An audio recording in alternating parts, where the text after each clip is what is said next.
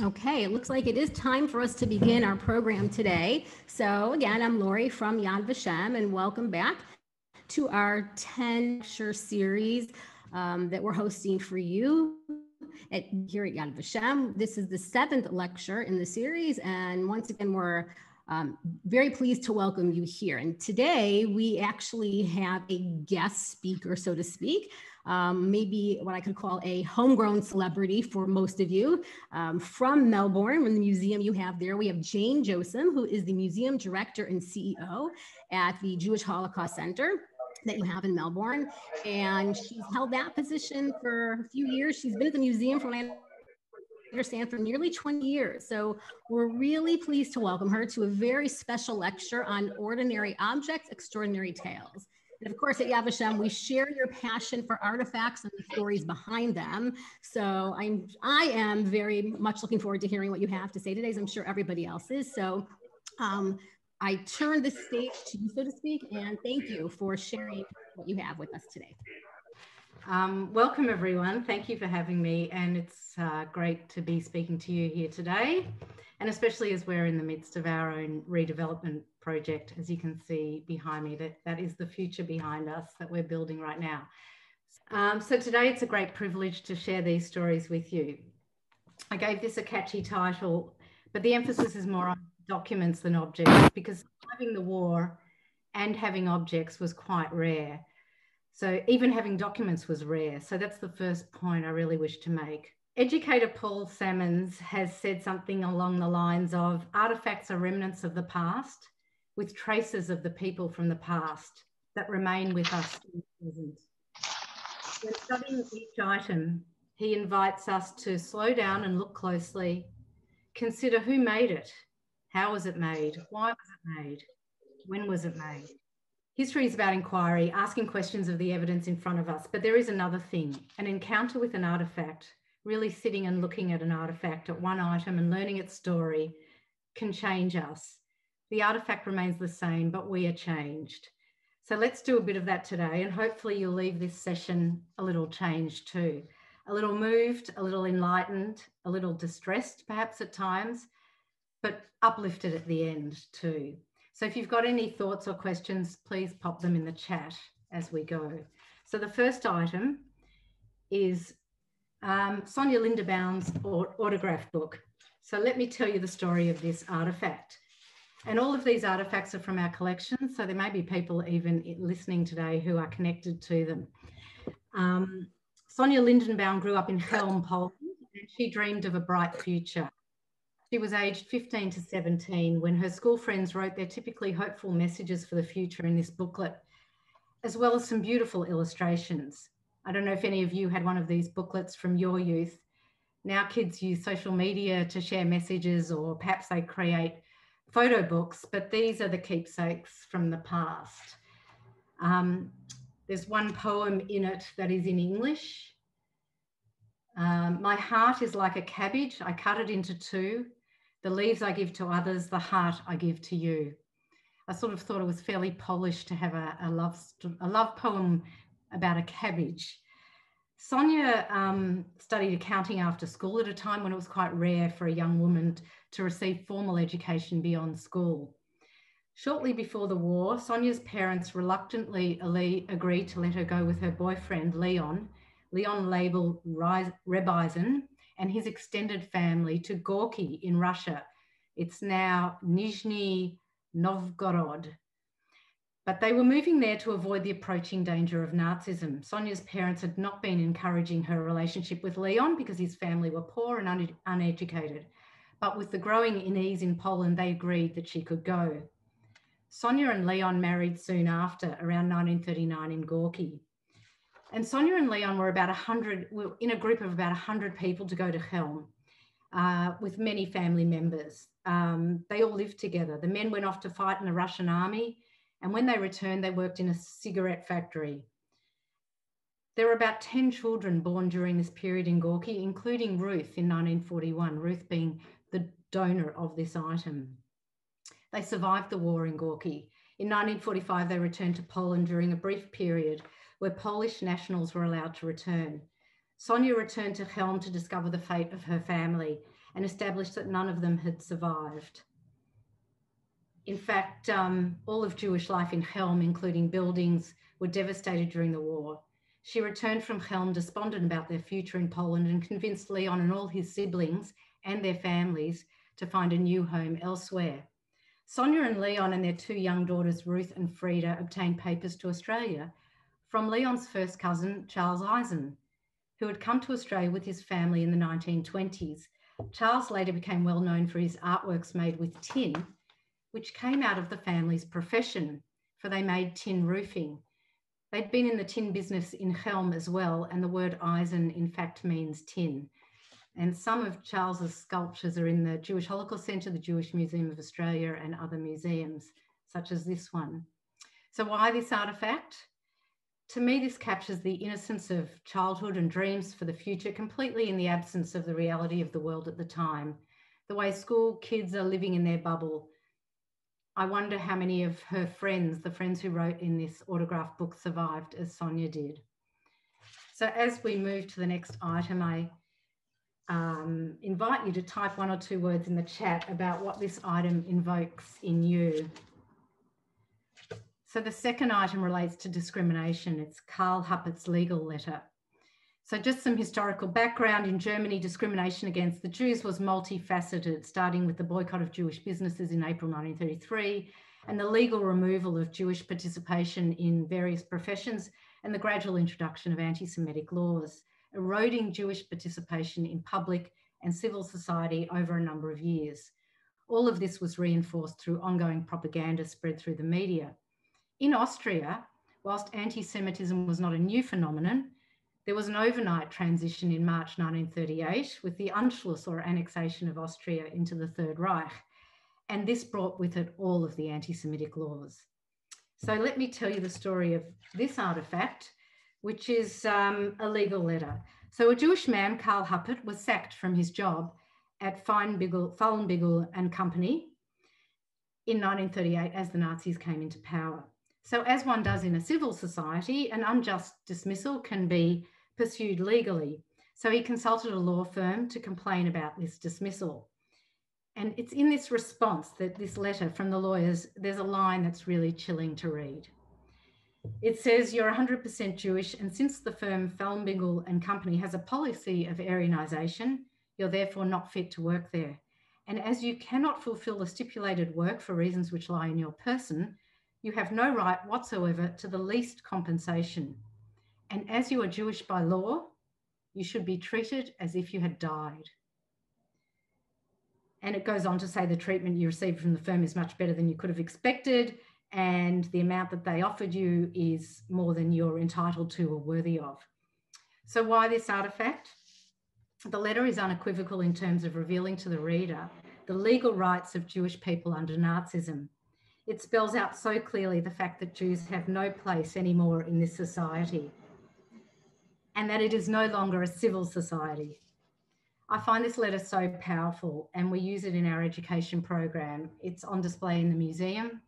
It's vital evidence of exactly what was going on. So the next artefact relates to seeking refuge, and it's a letter. Again, there's a few letters coming up. So I'll tell you the story. This letter in English actually is dated the 13th of May, 1938, and it was sent by Professor Dr. Greitman from Holland and addressed to Clara Berend in Perth, Western Australia. Now, Professor Greitman was a Catholic professor conducting some research in Vienna. He happened to be there during the Anschluss of Austria, and the scenes he witnessed shook him to the core. In this letter, he includes the eyewitness account of the horrors inflicted on Jewish people, and he says he's ashamed as a Christian for what he saw. So it's an incredible eyewitness testimony. So while there, he became acquainted with Richard Tandler, a Jew who had served as a lieutenant in the Austrian army in the First World War. Richard ran a light fitting and metalware factory with his father. He was married to Bertha, and they had twin daughters, Lieselotte and Suzanne. The twins went to a public school. The family were middle-class, moderately observant Jews. You can see by the Christmas tree how moderately observant they were.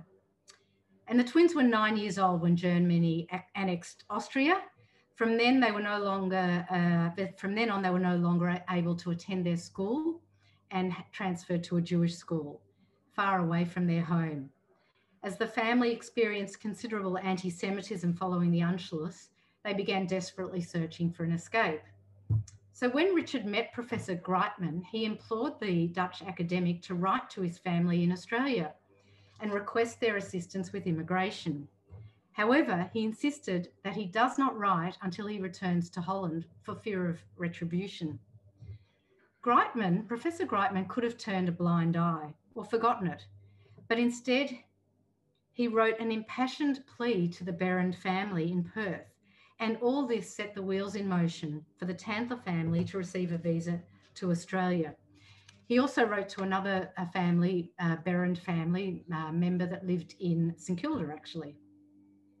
So the Tandler family got their visa and they left Vienna on the 9th of November 1938 for London, so just before Kristallnacht.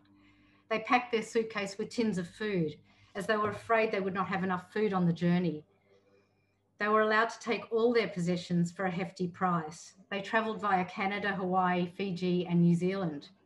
Everywhere they went, they were greeted by local Jewish community with food and clothes. So they had no need to consume the tins of food in the suitcase. When they reached Melbourne, they were greeted by the Berends, the Melbourne Berends. Eventually, Richard secured employment, the parents bought a lovely house near the beach, and the children returned to school. So why this letter? So Richard's daughter, Sue, one of the twins in this image, she donated material to the Jewish Holocaust Centre, and I'll show you a close-up of the letter, including the suitcase that they took with them on the journey. It's been on display in the museum for many years, telling the story of this family, this migration story, a family that managed to escape. But when I asked Sue how they got the papers, of course, she was a young child, and she said, you know, they were sponsored by family. So one day when I was going through the catalogue, I came across this letter donated by Inez Berend, and in the letter it mentioned Richard Tandler. And I was thinking that name is so familiar, Richard Tandler. And then I had that aha moment. I realised Richard Tandler was the person from the suitcase. So I managed to connect these two separate collections. I realised that this was the letter from the professor that most likely saved this family. So the journalist Dorothy Thompson said something like, often the difference between life and death was a piece of paper. And that's what this paper is. So moving on to Aryanisation, the items relating to the Friedlander business. So Emil Friedlander was from Klagenfurt, Austria, and he owned a department store in the name of his father, Max Friedlander, the largest in Klagenfurt, dealing in knitwear, shoes, jewellery, fashion articles, and confection. I didn't intend for this to be very Vienna-centric, but the three stories go together nicely. So once the Nazis came to power, Jews could no longer own businesses, and the theft of their long-established family business is confirmed in these two documents. Firstly, the letter, coming up here, the letter, which confirms the Aryanisation of business from the State Chamber of Commerce, dated 17th of December 1938. And secondly, in the bottom right-hand corner of that newspaper is a notice on the back page announcing Geschäftsübernahme, business takeover, relating to the takeover of the department store owned by Max Friedlander and family.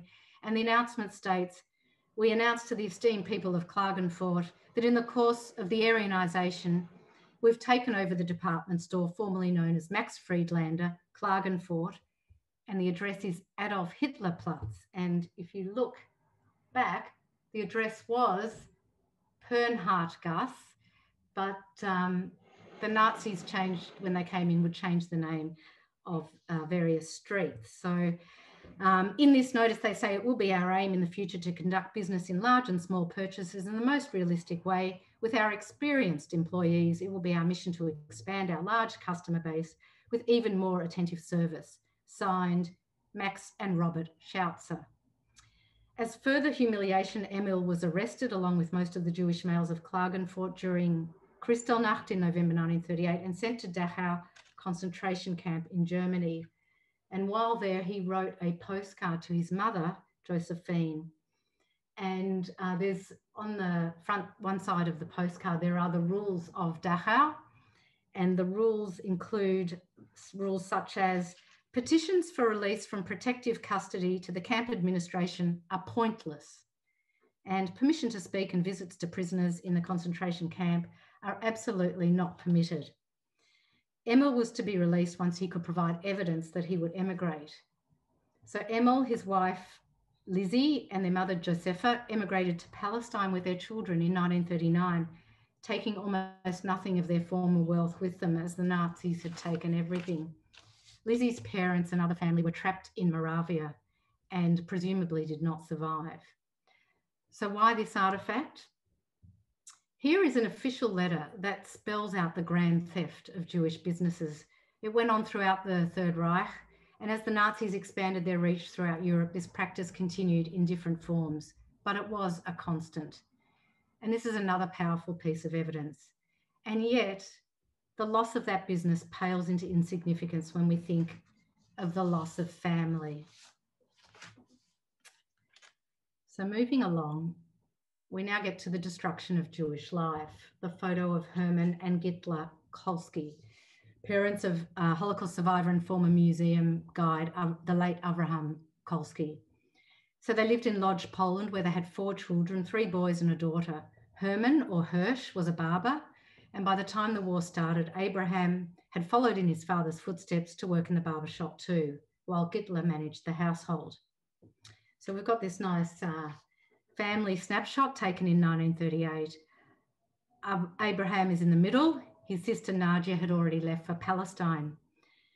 The photo in question was taken, this photo, late in 1939. The exact date is unknown, but the Kolskys are wearing yellow stars on their garments.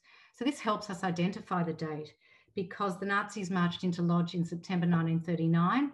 And on the 14th of November 1939, an order came down for Jews of all ages to wear on their right arm a 10-centimetre wide band of Jewish yellow colour as a special sign.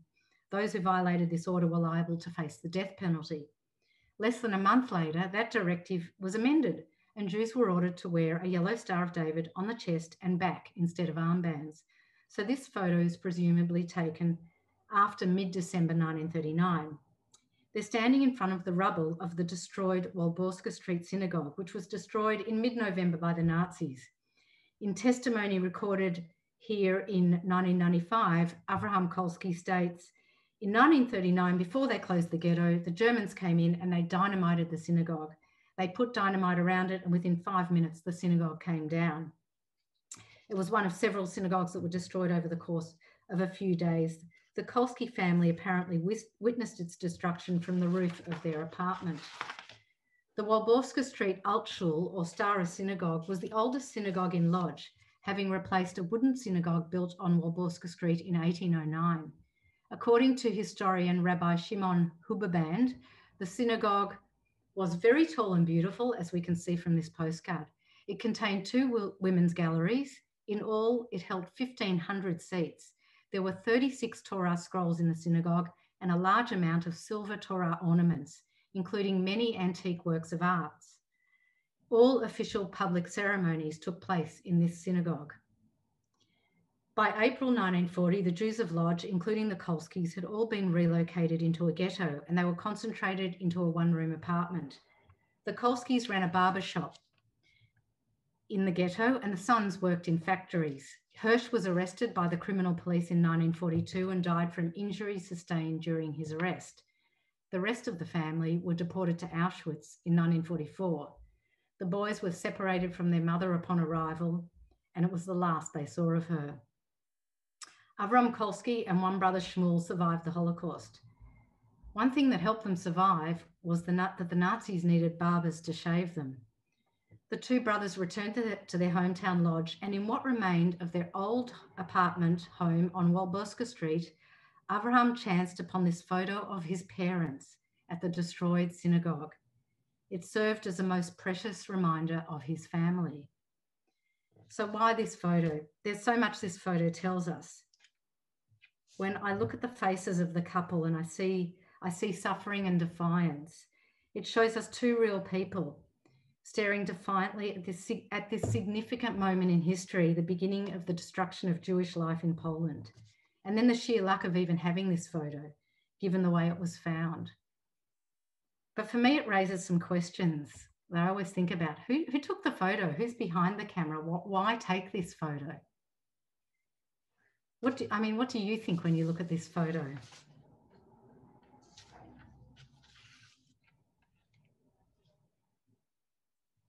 Such a powerful image.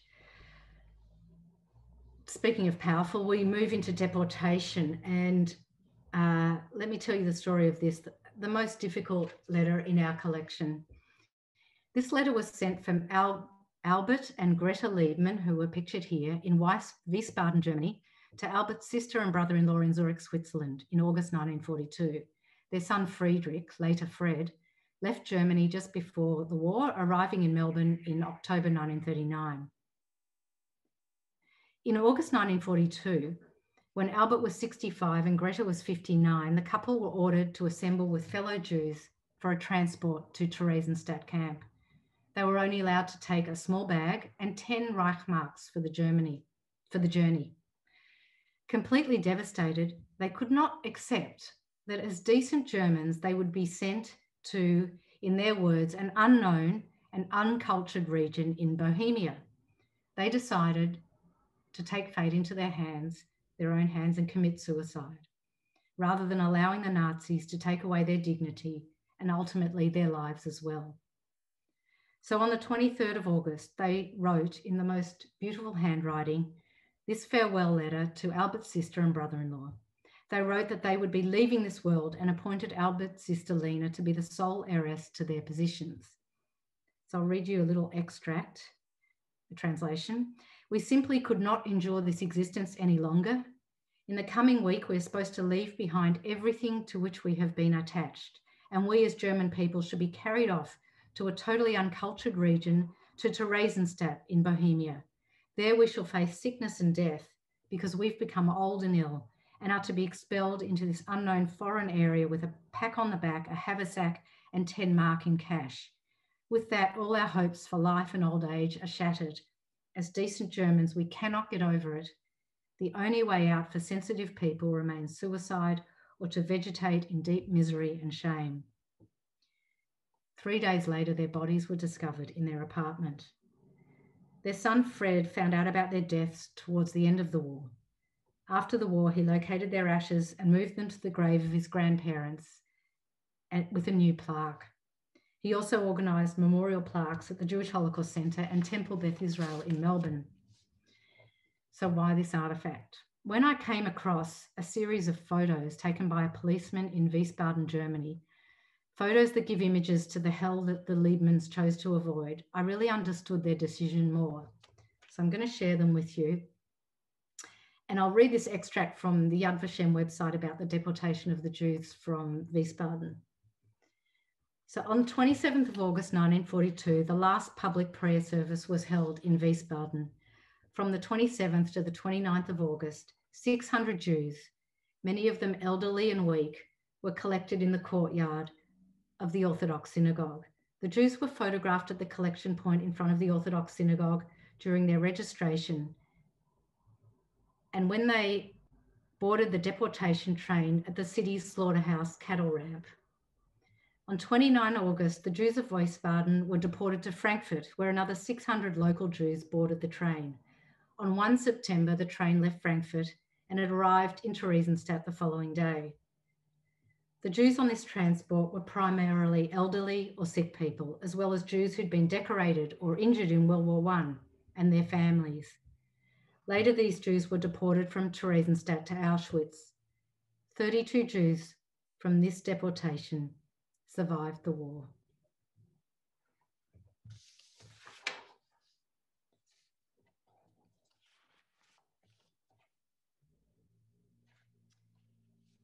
And then mass murder. So this portrait of Jacob or Jacques Bromé, it's a painting on a postcard painted in 1941 by his father, Abraham. Jacob was about 13 years old.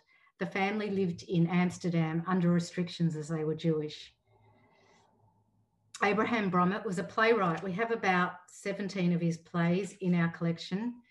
According to one of our Dutch translators, he was no literary master, but he wrote plays for a living, popular plays. Along with his wife, Sophie Brommet, and their son, Jacob, aged 15, all three were deported from Amsterdam and murdered in Auschwitz in September 1942. So the history in the Netherlands was that around 140,000 Jews lived there when the country was invaded in May 1940. German occupation authorities gradually implemented anti-Jewish measures, including the wearing of a star in April 1942. In June 1942, Adolf Eichmann set in motion the mass deportation of Dutch Jewry, beginning from mid-July, with 40,000 Jews to be deported in special trains carrying 1,000 deportees each. The first mass transport left Westerbork, which was the main transit camp, for Auschwitz-Birkenau on the 15th of July. In the coming months, a train left Westerbork for Auschwitz almost every Tuesday and Friday. We presume the Brommets were deported as part of this mass deportation. So why choose this?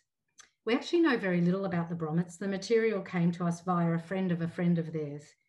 In 2010, a group in Holland, I came across a group who was setting up a digital memorial, like a digital monument to the murdered Jews of Holland. So I went online, and that's where I discovered that the Brommets did not survive.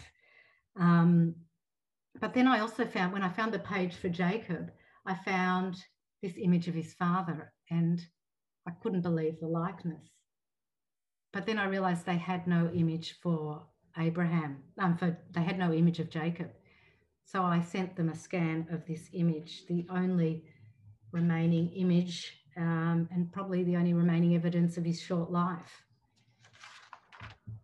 So this postcard's very precious to me because I feel so grateful to have reunited this story of Jacob with the digital memorial. Every person had a name and everyone had a faith. And I felt like I gave the anonymous Jacob Brommet back his faith, or Brommet, don't know my pronunciation, you have to excuse me. His unique identity. I gave back his faith and his unique identity. And I'm so grateful that his father painted it for us and for the people involved. I thank the people involved in bringing the item to us through that circuitous route. So holding these artifacts are so precious, and the value and the potential that they have to tell these stories is incredible. So I've taken you right into the depths of the Holocaust. I feel it's time to pick back up, and let's look at dignity and self-preservation in the midst of this horror. So Lisa Scheuer's handmade items. So what's the story of these artifacts? They were handmade by a Jewish woman while imprisoned in the Freiburg slave labour camp. Lisa Scheuer survived incarceration in numerous camps during the Holocaust. The story is not one that we've done a lot of research on, but we will. But as the items are fascinating, and as she's actually written her autobiography, albeit in German, I thought I'd just read the translated extract where she talks about the manufacture of these items. She made them when imprisoned in Freiburg, a subcamp of Flossenburg, essentially a factory where female prisoners made parts for the aircraft industry. So this is an excerpt from her book titled Of the Death Which Didn't Happen, Theresienstadt, Auschwitz, Freiburg, Mauthausen. One woman survives. Within the next few weeks, the most of us came to be ingenious survival artists. Vera Hahn manufactured rings. She cut little cubes out of the thickest tin and filed them until they were completely round, and sometimes she even scratched a monogram into them for especially close girlfriends. It was her way to say, for remembrance.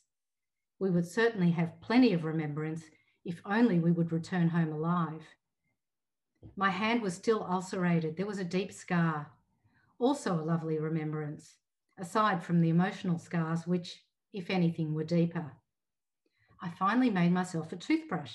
I cut a piece of wood into the shape of a real toothbrush, drilled a tiny little hole into the thicker front side, then sewed a piece of sackcloth cut from a straw sack across it, and the miracle was finished. Very simple and very practical. The assembling of a knife or a comb is much more complicated, but we also accomplish that. Even today, we still don't really know what we needed the knife for because we received our bread rations in slices, and I probably didn't need the comb because my hair was 5 millimeters long at most. But I had to keep myself and my spirit busy. Everything came from the issuing office for spare parts, where a comrade of ours worked. Here is the recipe for a knife. One takes a thin saw blade, carves it into the length of a knife, files the tip sharper, and drills a small hole into the lower, wider end. The points of the saw blade still have to be filed off, and the knife is thus finished. Then a somewhat wider piece of tin is beaten in half so that a blade forms a sheath. The manufacturing of a comb is much more complicated because the teeth must be filed down with a file, but that I also managed. What was successful and in working order was recognised by the SS masters. The subcamp was evacuated on April 14, 1945. The women were transported by train to Mauthausen, where they arrived on the 29th of April and were liberated by US troops on the 5th of May, 1945. The items were given to us by her Australian family, even though Lisa did not live here. Perhaps she had no family there. Lisa Scheuer died in Cologne, Germany in 2003. So why these artefacts? Artefacts like these are so precious and rare for us that I just had to present them. They show the dignity of the Jewish prisoners, and Lisa's words confirm this when she said, "I had to keep myself and my spirit busy." And the fact that she put her initials on the box is also very significant. In the camps, they were reduced to numbers, so their names, retaining their names, became so important. So I wonder what these items make you consider about life in the camps and about preserving dignity under those conditions. And the righteous among the nations.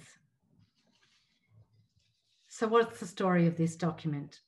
As we say, a piece of paper can make the difference between life and death. So here's an original document signed by Angel Sons Brits, a Spanish diplomat living in Budapest who saved thousands of Jewish people during the war. The family saved was that of Magda Geiger, her new husband Julius, and her mother Yolan. Magda was living in Budapest in 1944 with her parents when the Nazis invaded, and by October 1944, they were living in the ghetto and desperately trying to avoid deportation to Auschwitz. In Magda's words, "We, Julius and I, were reunited in 1944 on the day my father was sent away and married on the 3rd of October 1944 at the registry office. There were two men having a cigarette outside the building. They became our witnesses. We took false papers and married as if we were non-Jewish and returned. He had persuaded the army to let him come back to me for a couple of days so we could get married. He returned to the army. We had no honeymoon.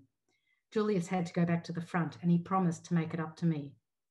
He did come back from time to time on weekends. He was there throughout 1944 from March to November.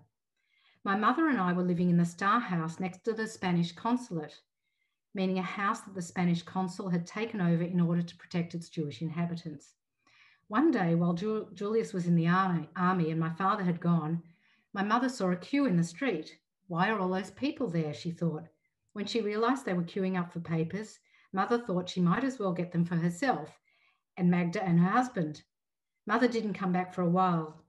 When she came back, she said, "We're getting a Spanish Schutzpass, which will keep us safe." And it did. It's a big paper.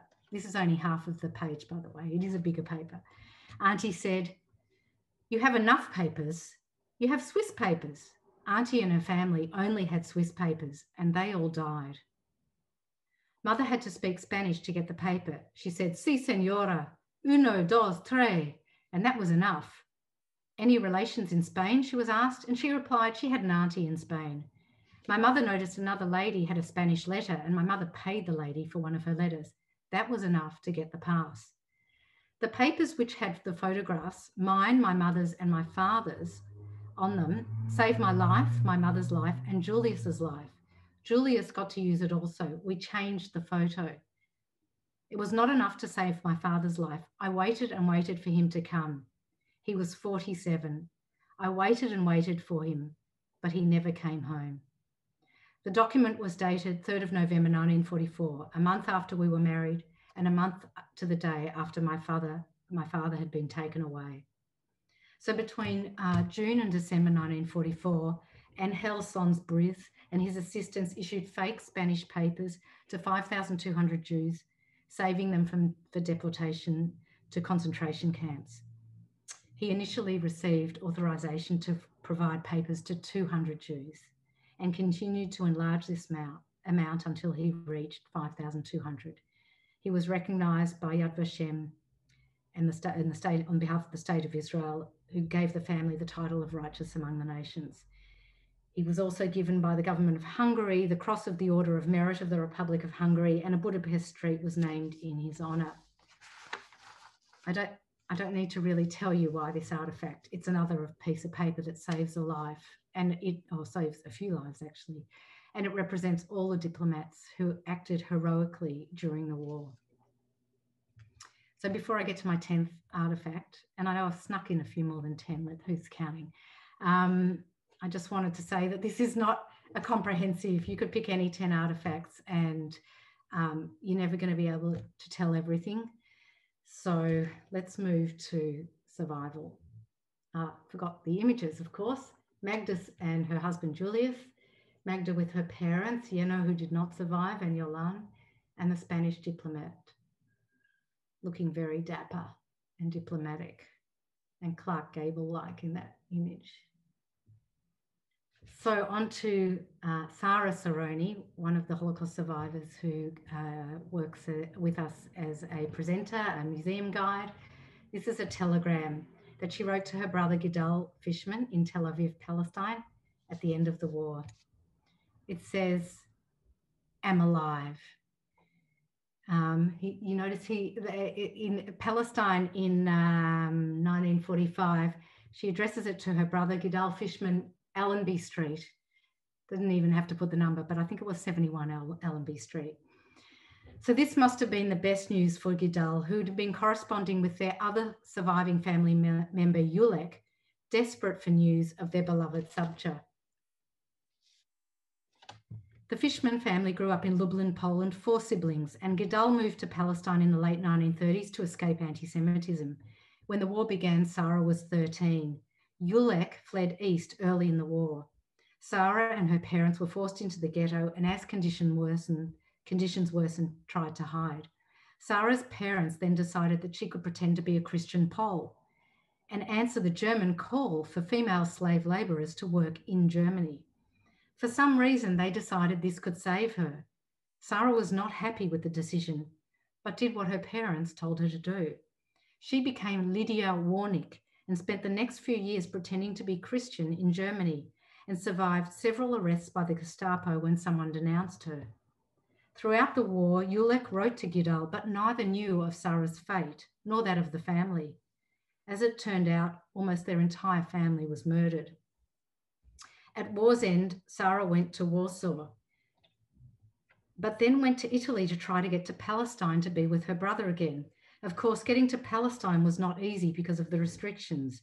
And one of these photos shows the hunger strike which Sarah took part in.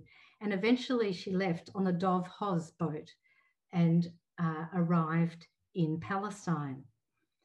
So not long after she arrived, the pint-sized but very strong woman that we know began training to join the Haganah and fight for a Jewish homeland.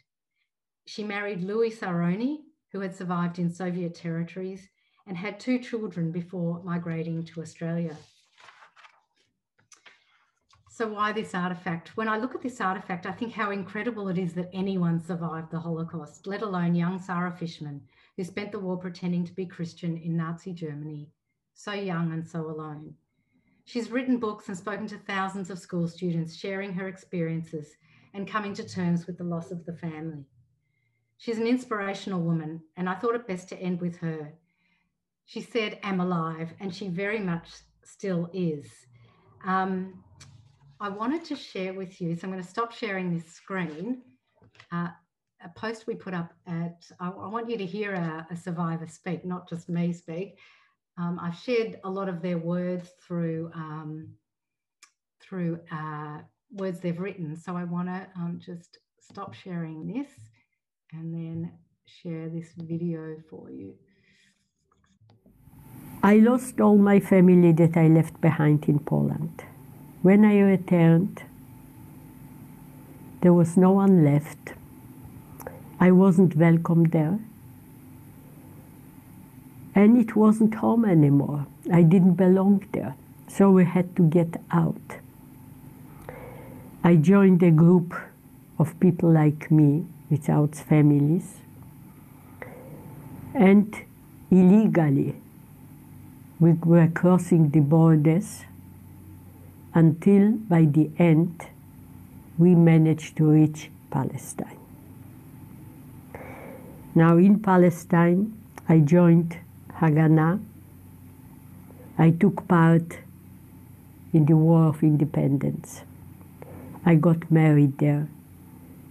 My 2 children were born there. And in 1953, in December, I came to Australia. Not really to settle, but just to live a couple of years without wars.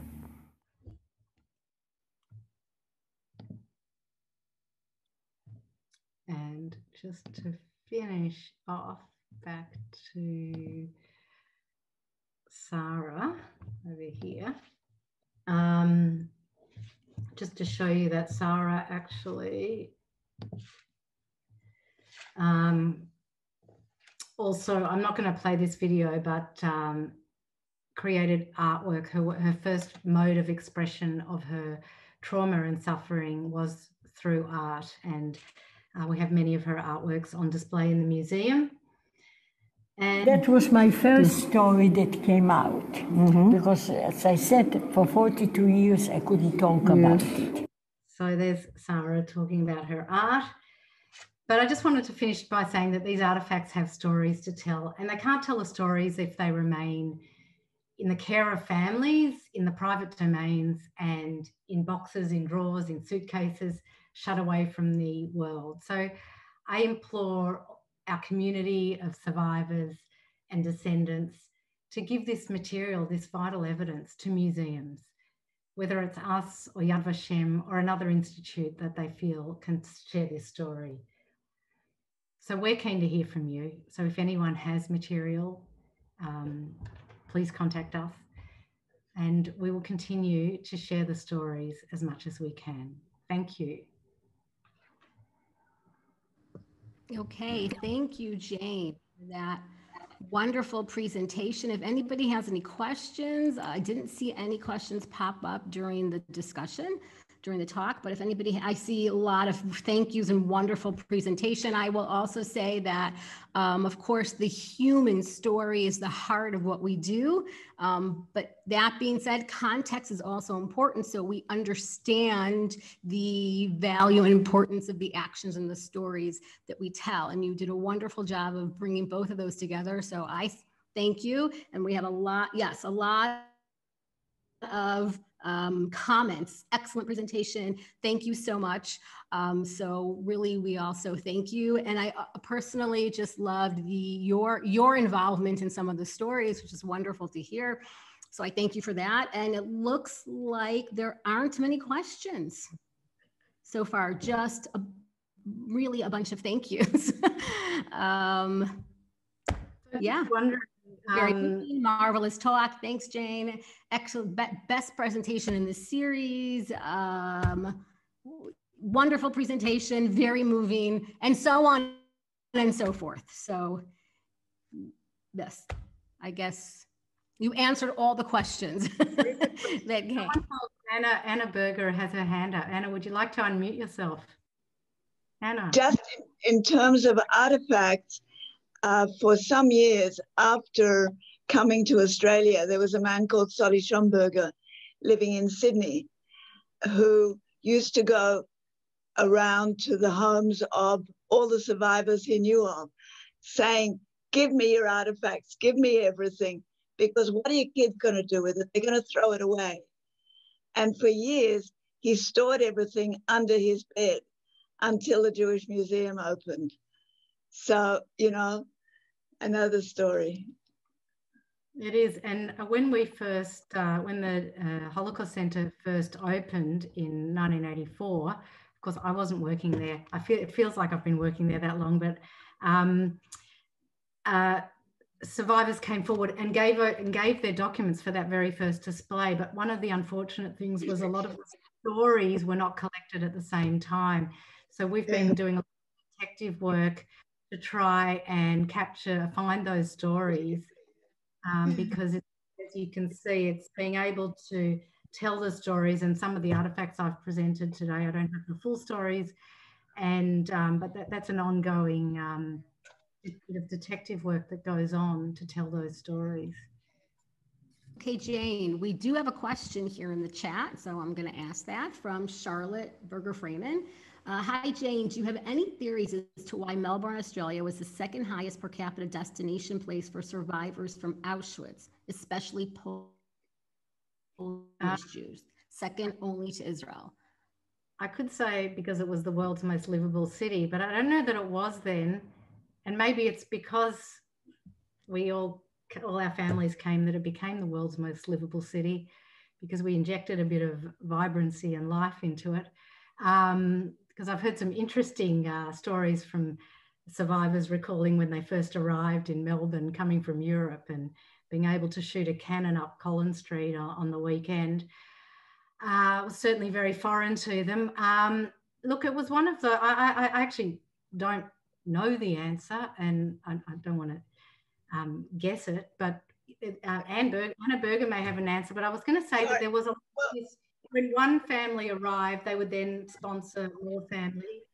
But Anna has her own theory. Well, only that my parents found that they tried for the Golden Medina, for Canada, for all the Anglo-based democracies, were rejected everywhere. And Australia was the only place that would accept them, where they managed to get a sponsor. So I think a lot of that happened. You know, the world wasn't looking to take in Holocaust survivors. Very shame on them, but that's true.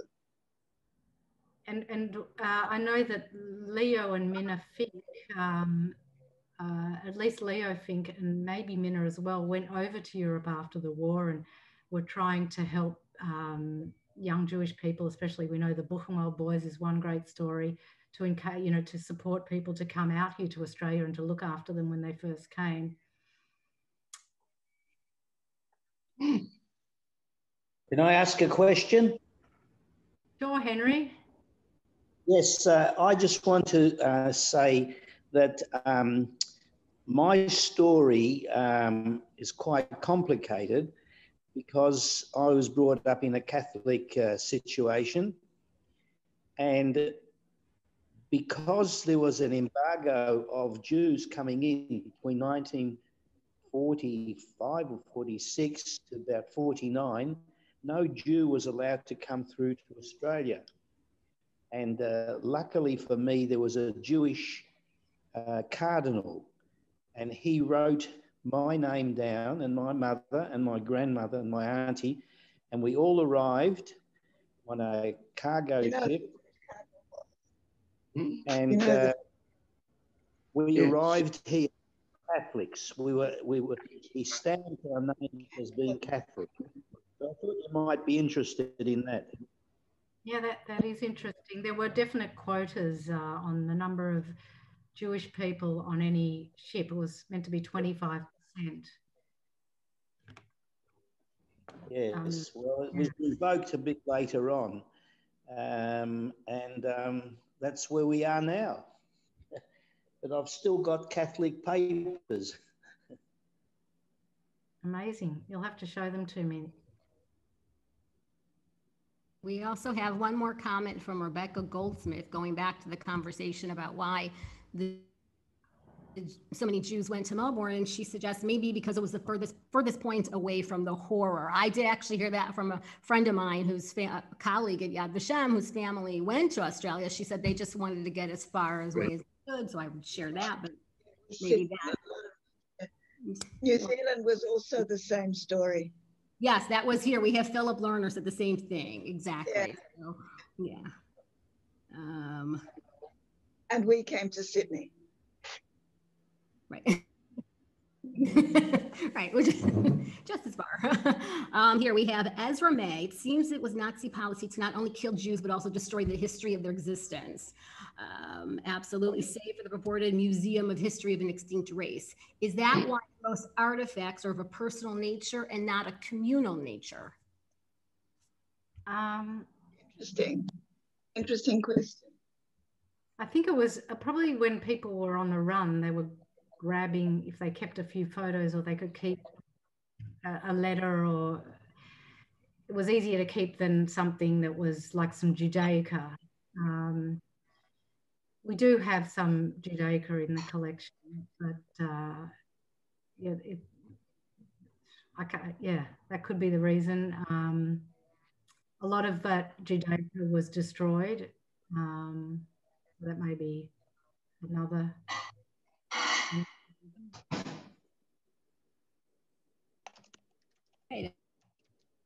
It looks, I think that is brings us to the end of our hour here. We do have more confirmation that their families just wanted to get as far away as possible, so I'm going to share that. And yeah, so Jane, thank you for a wonderful, wonderful presentation. Thank you everybody for joining us week after week. And for those of you who answered the questionnaire, we really appreciate your taking the time to do that. We are looking at them and we pay attention. So thank you to those who can still fill it out if you want to. If not, we'll be doing it as well, of course.